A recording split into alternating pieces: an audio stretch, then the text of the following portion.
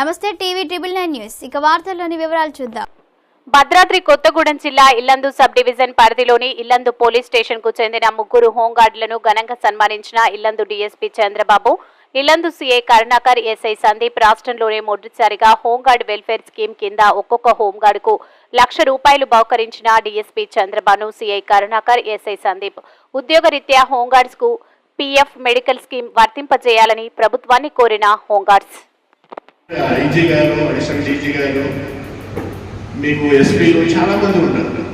వాళ్ళకి చెప్పవలసింది ఏమని అంటే, ఆర్థిక సార్ మా శాలరీ నుంచి ఒకరోజు లేకపోతే సగమైన కట్ చేసేసి మాకు దిగేటప్పుడు ఎంతో కొంత ఒక 5 లక్షలు, 10 లక్షలు, 15 లక్షలు ఎంతో ఇస్తే మేము నెక్స్ట్ గవర్నమెంట్ ఉద్యోగస్తులకు ఎంతో పింఛన్ వస్తుంది, లేకపోతే దిగేటప్పుడు జీపీఎఫ్ అని ఇదని అదని వస్తుంది, వాళ్ళు బతకగలరు. మాకు ఏం లేదు సార్, మాకు ఇదొకటి చేస్తే బాగుండేది సార్ అని చెప్పేసి టీచర్లో ఇక నుంచైనా ఎప్పుడైనా చెప్తే చెప్పండి, దానికి బాధ ఏం లేదు, తప్పేం లేదు.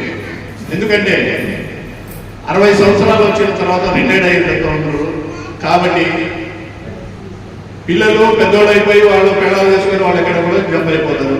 నాకు తెలిసి ఉండరు.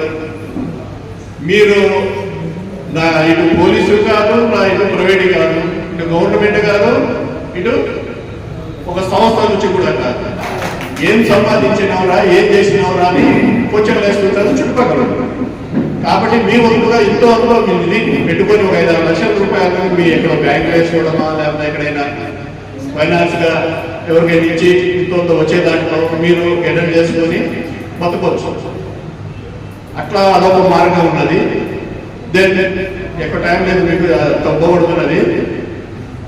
వీళ్ళు మంచిగా డ్యూటీ చేసి వీళ్ళు కూడా ఎక్కడైనా సెక్యూరిటీ గార్డ్గా ఎక్కడైనా ప్రైవేట్ సంస్థలో ఎక్కడైనా అనేక మాల్స్, జీవి మాల్ కానీ, చెన్నై మాల్ కానీ అలాంటి చోట ఎక్కడైనా చెప్పమంటే వాళ్ళకు చెప్పి ఏమైనా వాళ్ళకు ఓపిక ఉంటే.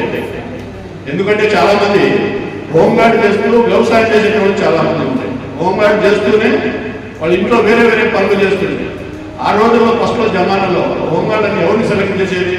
మంచి కార్పెంటర్, మంచి బార్బర్, మంచి ఏమైనా వర్క్ వచ్చేటోడు, లేకపోతే ఫోటోగ్రాఫర్, ఎక్కడైనా వీడియో తీసేటోడు, అలాంటి వాళ్ళని భర్తీ చేసి ఇచ్చేసాం. కానీ ఆ రోజుల్లో రాండిరా ఉద్యోగానికి హోంగార్డ్ ఇస్తామంటే అసలు ఈవెంట్లోనే 92లో పోయినప్పుడు కానిస్టేబుల్ భర్తీ కాదండి హైదరాబాద్లోనే అసలు రాకపోయింది. ఇక హోంగార్డ్ అని బతిలాడేది. ప్రతి ఊర్లలో పోయినప్పుడు యూత్ పిల్లలు అనేది ఖాళీగా ఉంటారు అంటే ఎంత ఫెయిల్ అయిన పర్వాలేదు రండి, మీరు మీకు తర్వాత ఫ్యూచర్ ఉంటుంది, పోగా లేకపోతే మీరు కానిస్టేబుల్ సెలెక్ట్ అయ్యేటప్పుడు కూడా మీకు ఇంతో కోట ఉంటుంది రండి అని చాలాసేపు బతిలాడాం. కానీ ఎప్పుడైనా పోయినప్పుడు కలిసినప్పుడు వాళ్ళు అదే బాధపడుతున్నారు, సార్ ఆ రోజు మీరు చెప్పినట్టు నేను పోయినట్టు ఇంత ఉద్యోగం చేసుకునేటువంటి, ఇప్పుడు అది లేక నేను కూలి పని చేస్తున్నా. ఆ రోజు ఒక రోజు పోతే 300 ఎటువంటి ఎంత ఇస్తారా కూలి? 200, 300 ఇవ్వడమే కష్టం.